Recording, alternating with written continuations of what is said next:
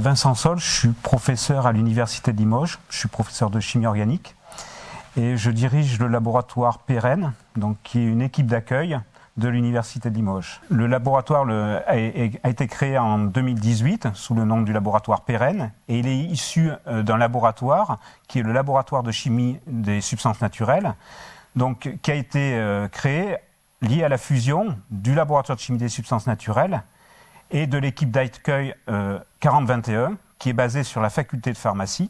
Et ce laboratoire a associé à la fois des chimistes et des biologistes qui ont finalement construit cette unité de recherche pour aboutir aujourd'hui au laboratoire Pérenne. Je suis Bertrand Liac, donc professeur d'université en biochimie et biologie moléculaire à la faculté de pharmacie de Limoges et responsable de l'axe 1 du laboratoire dirigé par Vincent. Cet axe est intitulé Chimie, biologie et applications thérapeutiques.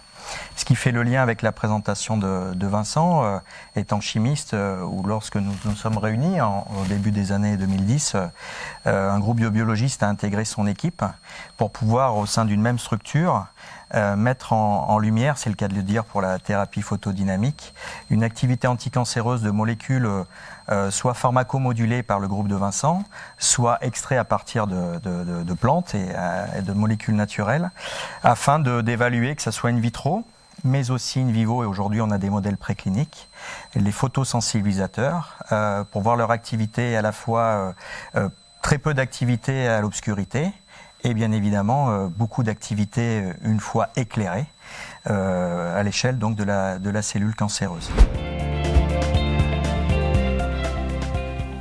Essentiellement, le laboratoire Pérenne a des activités de recherche dans le domaine des photosensibilisateurs, ce qui fait son originalité. Et ces photosensibilisateurs, leur application préférentielle se fait dans le domaine anticancéreux. Ces molécules peuvent être délivrées de manière assez particulière, ce qui confère à ces composés des propriétés un peu innovantes. Et pour la délivrance de ces molécules, on s'intéresse beaucoup aux molécules permettant de cibler spécifiquement les cellules cancéreuses. Et donc on associe différents composés d'origine naturelle associés à ces photosensibilisateurs.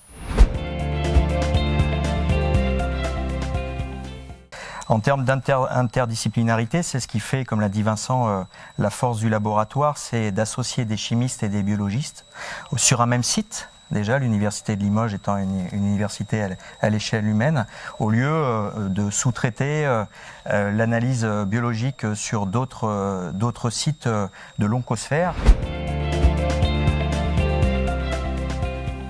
L'originalité du laboratoire, et donc sa plus-value, c'est de pouvoir travailler sur ces molécules-là et d'associer à la fois des chimistes et des biologistes. C'est-à-dire que l'on va aller de la conception, du design des molécules de type photosensibilisateur jusqu'à leur activité in vivo. C'est une particularité quasi unique en France, de pouvoir associer dans ce domaine-là des chimistes et des biologistes. Et c'est ce qui fait l'originalité du laboratoire.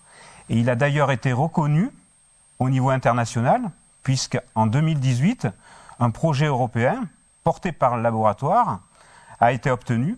C'est le projet Polythea, donc qui était à une hauteur de 2,5 millions d'euros et qui permettait d'associer au niveau européen 5 universités, l'Université de Limoges, le Trinity College de Dublin, l'Université d'Amsterdam, l'Université de Coimbra, l'Université de Neuchâtel, l'Université de Saint-Andrew. Ces universités ont été également associées dans ce projet européen à 4 entreprises qui sont réparties. Il y a une entreprise en Grèce, une entreprise en Allemagne, une entreprise en Pologne et puis une entreprise en France qui s'appelle Porphichem, qui travaille dans le domaine de la synthèse des photosensibilisateurs. 10 doctorants ont été obtenus au travers de 10 financements doctoraux ont été obtenus au travers de ce projet européen.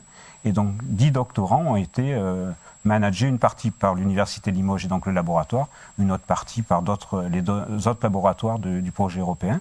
Tout ça en co-tutelle. Au niveau de l'oncosphère, l'intérêt, je trouve, de cette structuration, c'est déjà d'avoir une connaissance des thématiques de recherche dans le domaine du cancer au niveau de la Nouvelle-Aquitaine. Cette structuration au niveau de l'oncosphère en 5 axes permet d'avoir une meilleure connaissance et une meilleure lisibilité dans le domaine de la cancérologie au niveau de la région Nouvelle-Aquitaine, et donc de pouvoir bien évidemment être connu et reconnu par d'autres équipes de cette grande région, et de pouvoir répondre ensemble à des appels à projets thématiques, comme nous l'avons fait avec le laboratoire Liens à La Rochelle et l'ISM à Bordeaux. Donc cette organisation de Long Concert nous a permis de faire des liens, d'être identifiés par des partenaires, de pouvoir monter des projets. Et ça, c'est quelque chose qui est très pertinent. J'ajouterai sur les collaborations qu'a donné Vincent à l'échelle nationale, quand aussi on a des collaborations à l'échelle internationale, comme il vous l'a dit dans le cadre de l'H2020, avec le professeur Terrien à l'université de Neuchâtel, mais aussi en dehors de l'H2020, avec le docteur Sylvestre Bonnet à l'université de Leiden, à côté d'Amsterdam, qui est chimiste aussi et qui lui travaille sur d'autres photosensibilisateurs différents de ceux qui sont synthétisés dans le groupe de Vincent. Donc aujourd'hui, à l'orée d'une nouvelle contractualisation, nous espérons que ça se passera bien pour l'ensemble du laboratoire qui représente à peu près 48 personnels. Vincent, et donc la force, c'est d'associer des chimistes et des biologistes. Par contre, sur une thérapie, qui est la thérapie photodynamique, ou comme l'a très bien dit Vincent, qui est une sorte de niche pour nous, au niveau national, surtout d'avoir les mêmes forces au même endroit, et donc cette spécificité.